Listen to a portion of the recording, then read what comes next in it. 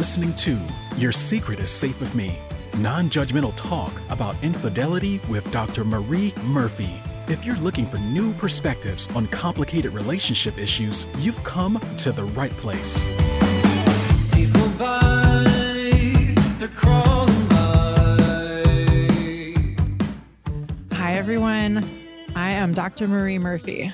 I'm a relationship coach, and I specialize in helping people who are cheating on their partners or engaging in something they think counts as infidelity to deal with their feelings, clarify what they want, and make decisions about what they're going to do.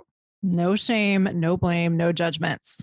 If you are in the midst of an infidelity situation and you would like my help sorting it out, you can schedule an introductory coaching session with me through my website, mariemurphyphd.com. Okay, today we're going to talk about the past and the future. Many of us, sometimes completely unconsciously or unintentionally or both, have pledged our allegiance to the past. You may be doing this without even being aware of it. Pledging allegiance to the past can take many forms. For example, we may base our estimation of what is possible for us in the future on what has happened in the past. So for instance, we may tell ourselves something like, well, all of my romantic relationships have ended badly, so I'm never going to find a relationship I'm happy with in the future. Or maybe I've cheated on everyone I've ever made a commitment to, so I don't see how I could not cheat ever in the future. Or everyone I've loved has cheated on me, so there's no way I'll ever be able to trust anyone again, right? These are just some examples, of course, but there are a number of problems with doing these kinds of things, with thinking in these ways. Many problems, but I'm just going to focus on three. The first problem is that when we think about the past in strictly negative terms, we tend to feel terrible. If we believe that something bad has happened that has unfavorable implications, both for our present and our future, we are not going to feel good in the short term, and that has immediate and obvious consequences. But even if that's really obvious, we don't necessarily recognize how much that matters. And it does matter. And that brings us to the second thing, which is the way we feel now impacts the actions we take or do not take in our lives in the present, in the now. And you may not be able to change the past. In fact, I'm pretty sure you can't. But if you focus on what went wrong in the past, chances are pretty good that you are negatively impacting your present and your future. Do you really want your past to have that kind of power over you? Thirdly, when we're thinking about the past, we are not necessarily reviewing the cold, hard, neutral facts of whatever happened or whatever we think happened, right? It may seem like that's what we're doing, but what we're actually doing is replaying our thoughts about the past and maybe creating some new thoughts about the past. We may think that our memories are completely grounded in facts and that all we're doing is taking a look at, the factual circumstances that objectively occurred. But that's unlikely to be the case. We humans have these big, fancy, sophisticated meaning-making machines implanted between our ears, and with them, we create stories about everything we experience, right? We assign meanings to factual reality. And certainly, our stories have a relationship to factual reality. They may have a basis in factual reality, but the meanings we assign to our circumstances, to our experiences, are rarely as objectively true as we think they are. And what we often end up doing is telling ourselves stories over and over again that we think are objective truths, but are really just our narrative spin on whatever happened. And if our stories, if our narrative spins on our life circumstances make us feel terrible, then we are not doing ourselves any favors by retelling tales of our past over and over again. Now, let me make it absolutely clear that sometimes people use the past as positive evidence of what is possible for them in the future. And that can be a wonderful thing. Some people tell themselves stories of the past that help them immensely. And if that's what you're doing, then great. The point for today is not that you should never think about the past. The point is that what you think about the past, what you tell yourself about the past, matters a lot. In this day and age, with pop psychology having infiltrated our culture to the extent that it has, and with the therapeutic industrial complex having dug its talons into our collective psyche, many of us have gotten the idea that wounds from our past define us and that we need to understand the past, and particularly the wounds of our past, in order to be free of those wounds or to heal those wounds, so to speak. Deep sigh. To be clear, there may be times when taking a clear look at our past and examining our so-called wounds, and I say that with total compassion, but I also say it seriously, doing these things can be really important and really beneficial for us. And I'll say more about that momentarily. However, I think we need to be really careful about fetishizing the past or fetishizing the practice of examining the past.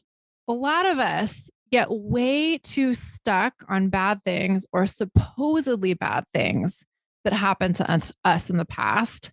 And a lot of us believe that there is actually value in devoting a lot of attention to trying to analyze our past or make sense of our past or process our past for the sake of doing these things. Sometimes we think that there's value in doing these things, inherent value in doing these things, right?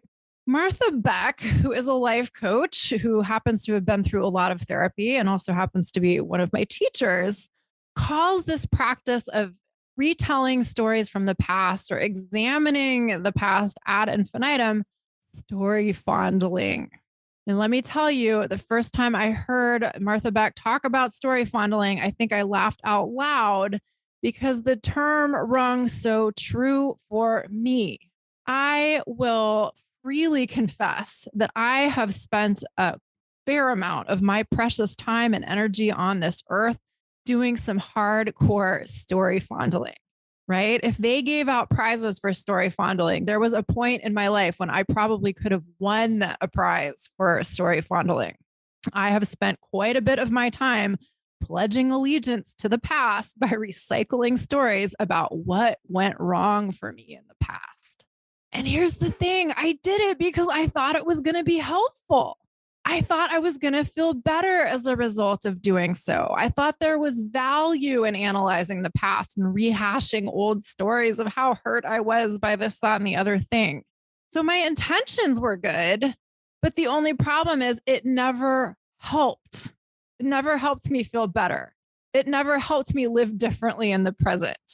Replaying all of my stories about what had been wrong in the past never helped me find some missing piece of understanding. It never helped me discover any missing thing that I needed to learn in order to change my orientation to the present or the future, right? That's what I thought was going to happen. But instead, replaying stories of the past only helped me believe that I was doomed to feel shitty about my past forever. And by the way, I did plenty of this in therapist offices, right? So it's not that I didn't, how can I say this diplomatically?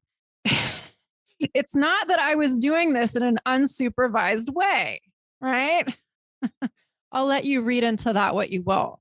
The point that I'm making here is that if you have been nursing old stories about your past, like their beloved pets, you may want to think hard about what you are getting out of doing that.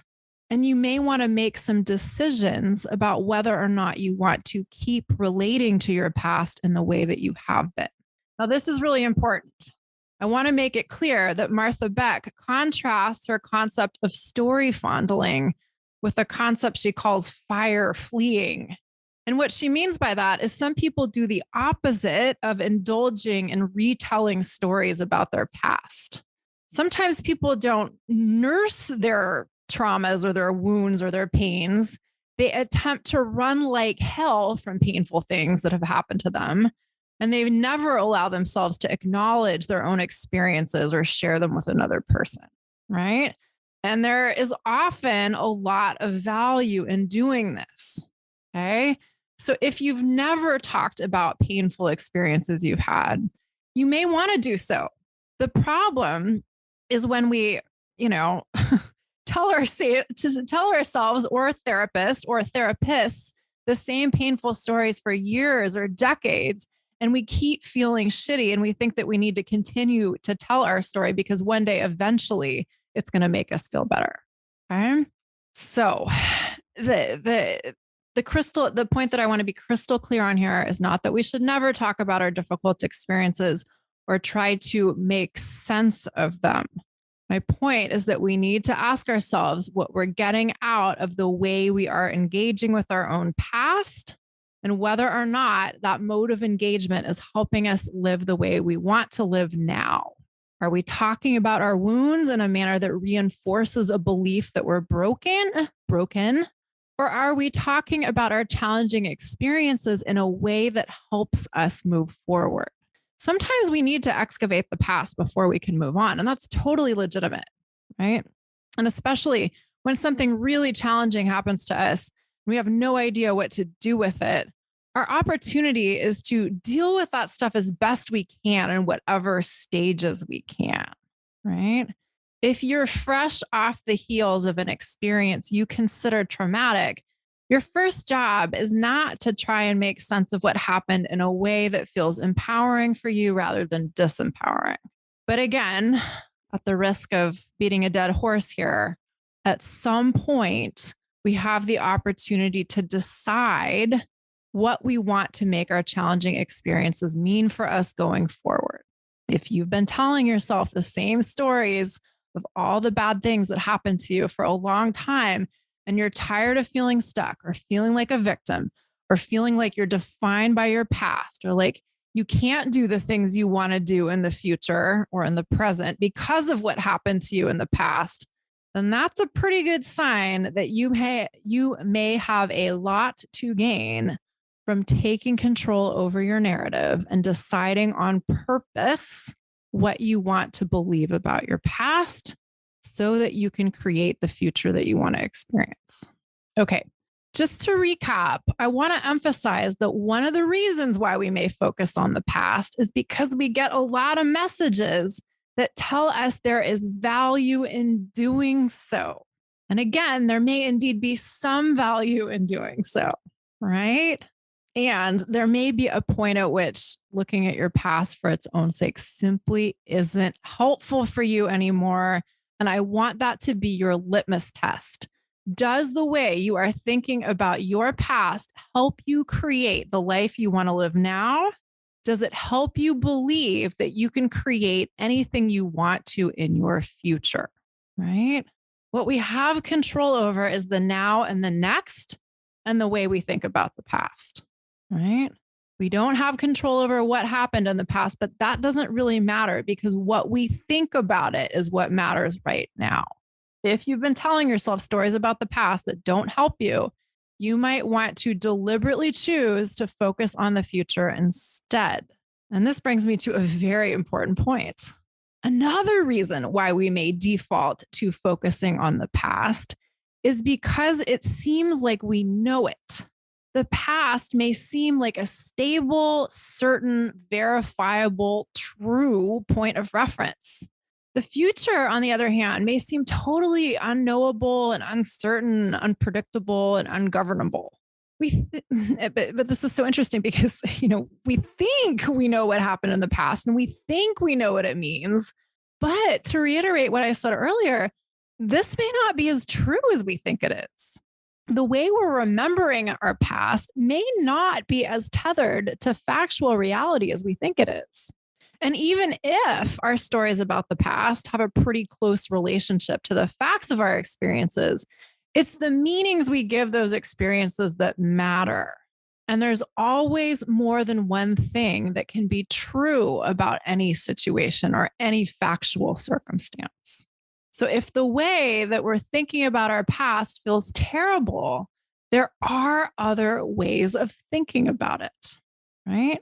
But often, when we're telling ourselves stories of our past that feel terrible, we like the familiarity of those stories, even if believing those stories makes us feel terrible. Isn't that crazy? I know humans are insane, right? We prefer the familiarity of feeling shitty to allowing ourselves to tell a different story that's different and might be strange in its difference, but might help us feel better. So here's an example of what that can look like. Sometimes we may believe that we're never going to be able to find happiness in a relationship. And if we've been telling ourselves this story for a long time, that belief may help us feel secure, even if it also feels terrible. If we've developed a self-concept of being someone who can't have a partner or can't find love or can't be happy in general, this way of thinking and being in the world may have become really comfortable for us, really familiar to us. So we may say that we want to find love, but the idea of actually finding it and being happy in a relationship may also seem really foreign. And we may prefer the familiar discomfort of choosing to believe that we'll never have a partner to the discomfort of opening ourselves up to the possibility of finding a partner and being happy in a relationship, right? In addition to that, we may not be able to imagine ourselves in a happy relationship.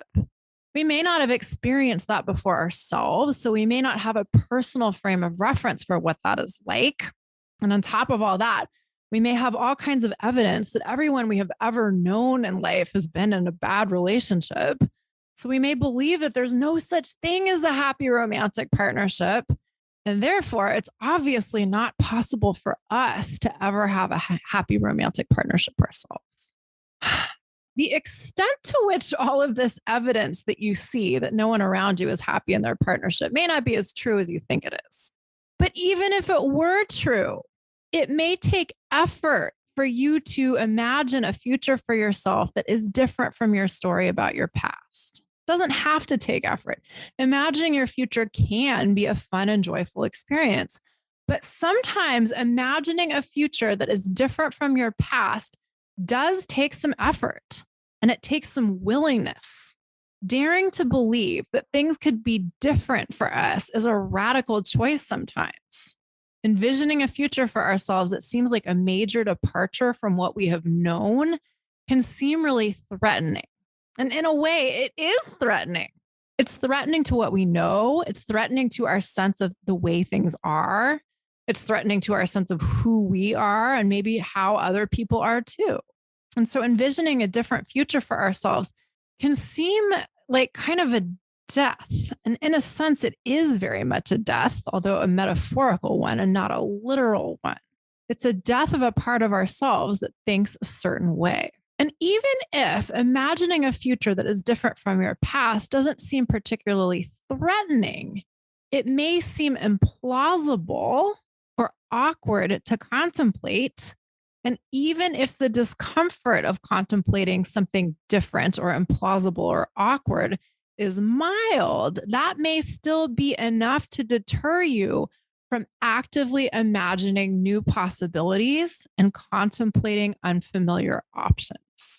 And when that happens, when imagining a different future seems too implausible to really engage in, it may seem so much easier to continue to pledge allegiance to the past or to use our past as our frame of reference in both big ways and small ways.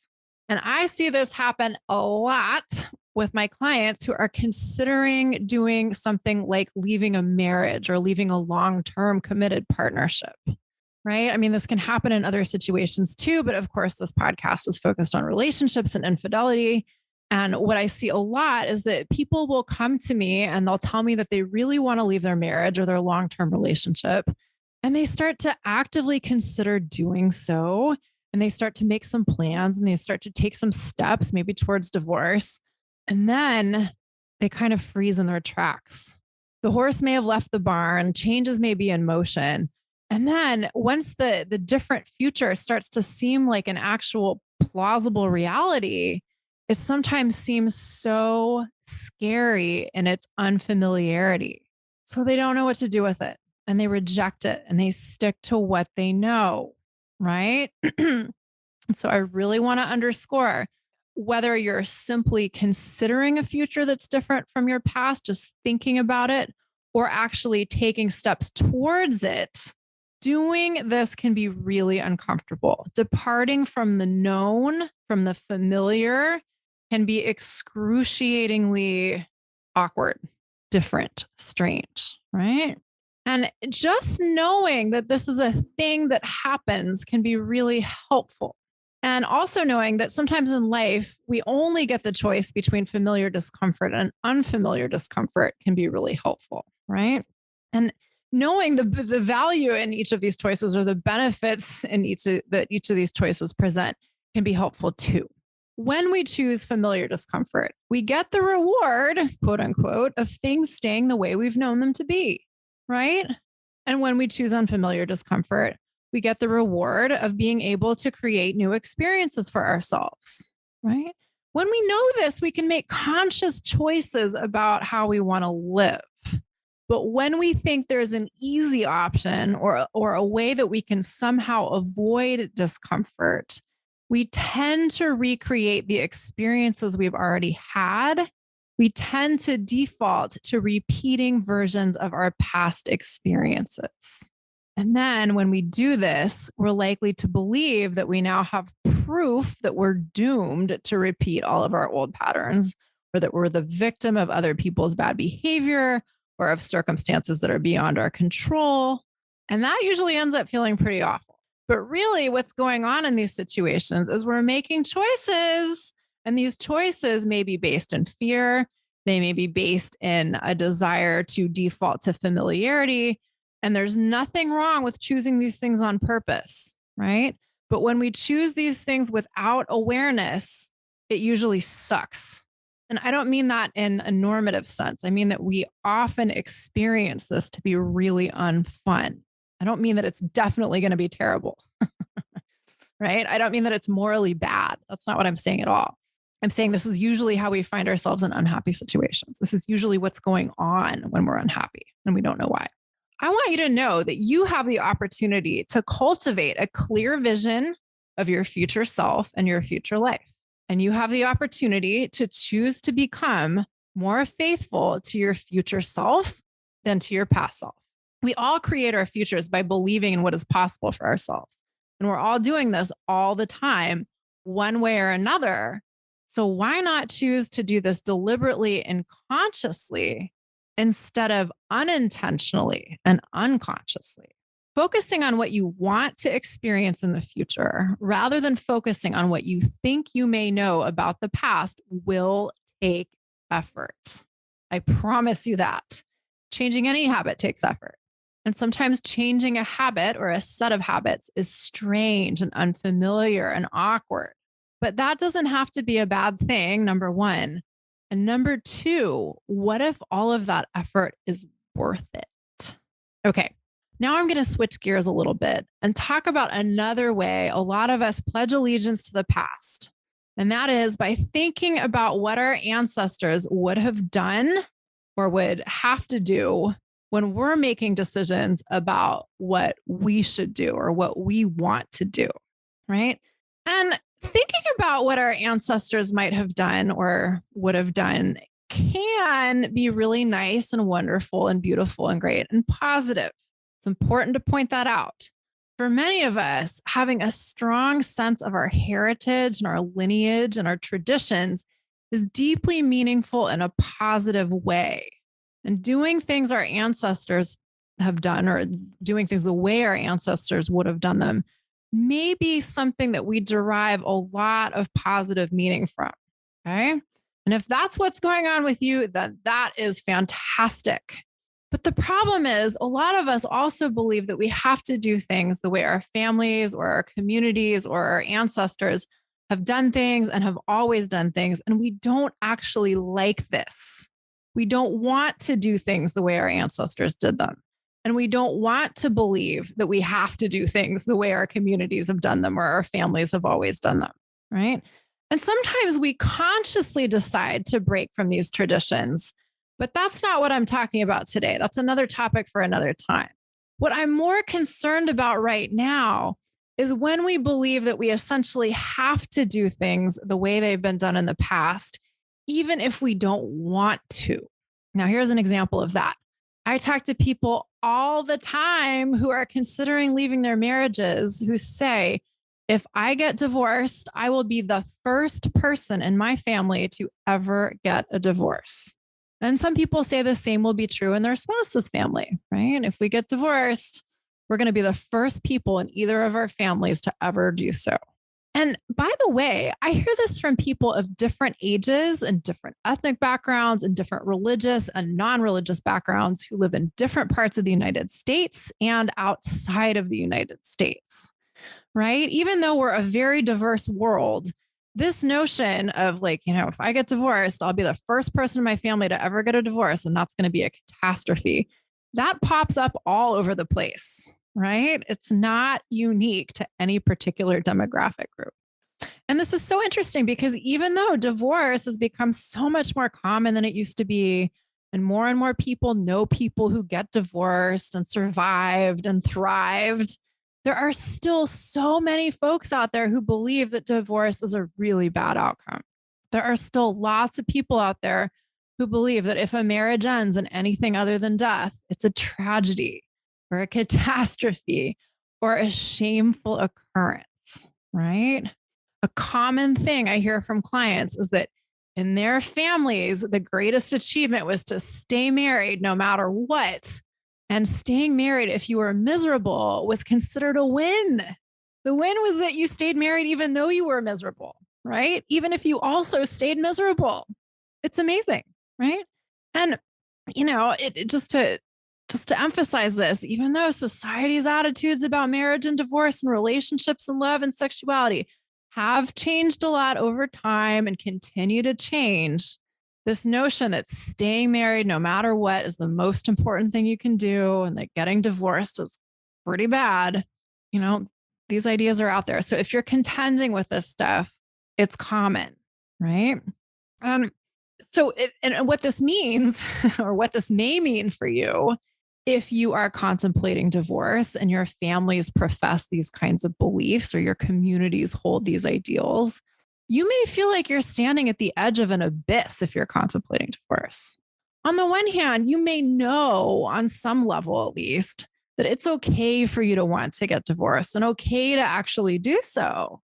But on the other hand, you may also feel very freaked out about doing something that's so different from what your traditions prescribe and what you've known and what people in your family or your community have done. And you may worry about how others may respond to you, right? And as I've said before on this podcast, no matter what you do, people are going to have opinions about you.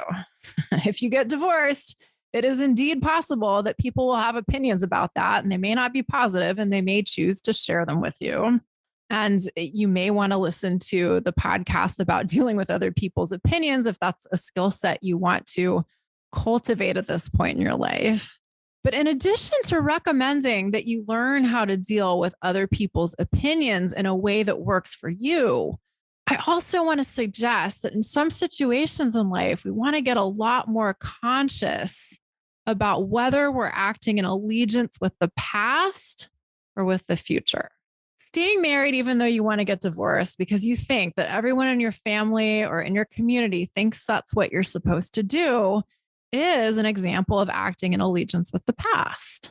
In the past, it may have made really good pragmatic sense for people to stay married no matter what. That priority may have served individuals and families and communities and societies pretty well at times, or at least well enough at times. But there are some ideas that serve individuals and communities well, or well-ish, under certain circumstances, and aren't as necessary for survival or quote unquote survival under others. But whether or not ideas were helpful or useful in any objective sense in the past isn't even the point, right? Many of us continue to buy into ideas from the past that are demonstrably unhelpful, but we keep doing it just because we kind of think we have to, or it's all we know. Right? So I encourage you to think critically about whether you want to act in the service of the past for its own sake, or if you want to consider how you might be of service to the future. I'll say that again. How might you be of service to the future?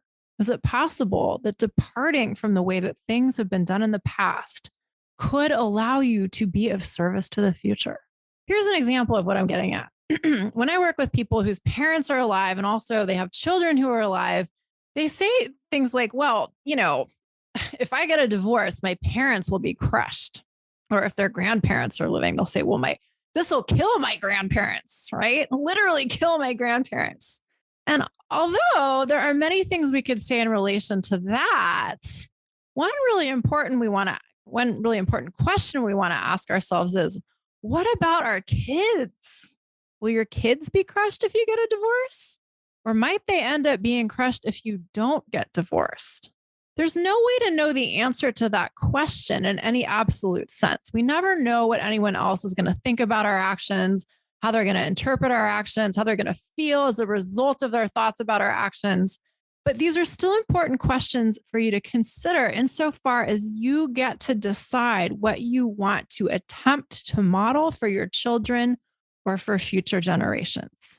Do you want to show your kids or posterity that the most important thing a person can do in life is stay married, even if they're miserable? Or do you want to show your kids that it's okay for a marriage to come to an end? And that even though that might be sad and strange for a while, it doesn't have to be bad. Do you want to buy into the idea that your family is only a real family if you and your spouse stay married? Or do you want to choose to believe that your family relationships can be strong and full of love, even if they are reconfigured? Do you want to show your kids that it's possible to do what's right for you as an individual and still care about your family and still be devoted to your family? Or do you want to show your kids that the fear of being considered selfish is a great reason to not get divorced, even if you really don't want to stay married, right? When I talk to people about this, they sometimes say, yeah, I totally want to believe that my spouse and I can have a great relationship if we get divorced. And I want to believe that we can be great co-parents even if we aren't married. And I want to believe that the kids will be fine and that we can all have a great life even after a divorce, right? And I say, great. And then they say, but I don't really believe that's possible because I've never seen anyone actually do that before. And to that, I always say two things. And this echoes what I said earlier about having evidence. You might not have examples of what you're envisioning right in front of you, right? That's possible. But then again, there might be examples of what you're envisioning right there in front of you or pretty darn close to that, just waiting for you to notice them. If you believe that it isn't possible for a family to go through a divorce and everyone be okay, then you're probably going to find evidence that confirms that belief, right? Confirmation bias. But that isn't even really the most important thing. The most important thing is that whether or not you see examples of what you want to believe is possible for you, you still have to believe that what you want is possible for you in order for you to make that happen. Some people have all kinds of evidence they can call upon that what they want exists in the world for other people. But if they don't believe that it's available to them, all of that evidence out there about what's possible for other people or what other people have done doesn't matter. Believing that what you want is possible for you may take effort. Believing that it's okay for you to deviate from the past and create a future for yourself that is both unfamiliar to you and unfamiliar to those around you may take courage and tenacity and dedication. But the great news is there's help available. There are people out there who can teach you how to do this and support you as you do this. And of course, I am one such resource. There are others. I'm not the only one. Find the teacher who's right for you. And consider this. You might prefer to use your energy in this life, learning how to envision a future that is to your liking, rather than using the energy that you have in this lifetime to put up with the low-grade misery that often comes with defaulting to the belief that you're doomed to repeat your past, or defaulting to the familiarity of the comfort of the past. Along similar lines, people love to say that change is hard, right? Some weeks I hear that like 100 times a day. Maybe not 100, but like at least 4, right? Now, even if it were objectively true that change is hard, which it is not, you might prefer to do that hard work of creating a future that you want to experience rather than allowing your mind to tell you that you have to recreate your past experiences in your future, right? It takes mental energy to do either thing. One might take a little more energy. I'll give you that. But you're going to use your mind for something. Why not learn how to use it in the ways that serve you, that allow you to create the future that you want to experience? All right, everyone, that's it for today. If you would like my help clarifying your vision for the future of your love life and making that vision your reality, let's work together. It's one thing to listen to me talk on the podcast, and it's another thing to work closely with me to actively make changes in your mindset and changes in your love life. If you're ready to get to work, you can schedule an introductory coaching session with me through my website, mariemurphyphd.com. I offer confidential, compassionate coaching via Zoom, which means we can work together no matter where you're located. Okay, everybody, thank you so much for listening. I hope you have a wonderful week. I will talk to you next time. Bye for now. Thanks for listening to Your Secret is Safe with Me with Dr. Marie Murphy. Make sure to click subscribe to get updates on our latest episodes.